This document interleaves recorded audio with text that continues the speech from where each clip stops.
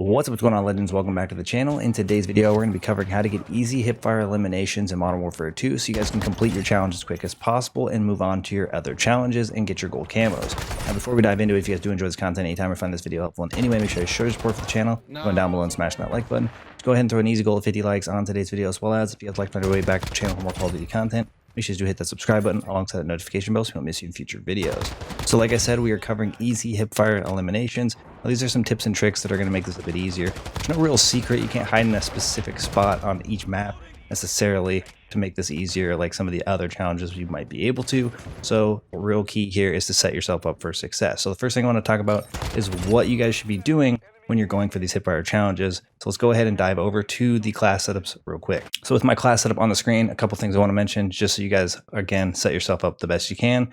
I decided to go with an underbarrel that gave me hipfire increase for accuracy and control and overall recoil steadiness, which is obviously what you're going for is hipfires. Now, this is probably the best thing you can use in order to make it easier, is finding a laser that you can increase your accuracy and recoil control from the hip as well. The more accurate you are when aiming from the hip, the easier this challenge is going to be. The TTK is already really fast, so you don't really have to worry about eliminating people quickly. So solely you're going to be focusing on how accurate you can be, or at least making as many of those bullets register as quickly as possible. So besides setting up whatever gun that you're going for the hipfire eliminations with the best possible way, by making sure to throw on those hipfire attachments, you're going to be relying a lot on positioning on the map in order to actually make this a bit easier as well. So if you go up behind somebody or if you're flanking somebody, you're going to be able to close the distance quite a bit more and be able to obviously hit more hipfire shots. Another thing you can do to increase your odds of success is to wait inside of doorways. Now, I know some people don't like to camp, they don't like to change their play style too much when going for challenges. However, if you want to do the challenges the fastest possible way, you're going to have to do a little bit of sacrifice when it comes to the way you play the game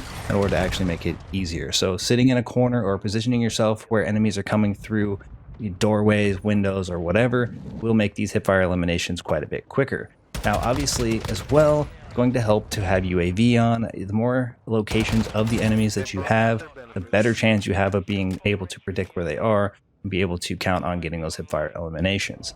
Besides that, you are just going to want to hipfire as many players as possible. If the player is too far in the distance, you're going to obviously have to aim down sight. There were a couple circumstances where I was able to aim down sight, and before I actually finished off the opponent, I went to the hipfire and ended up killing them at a range that may not normally make sense.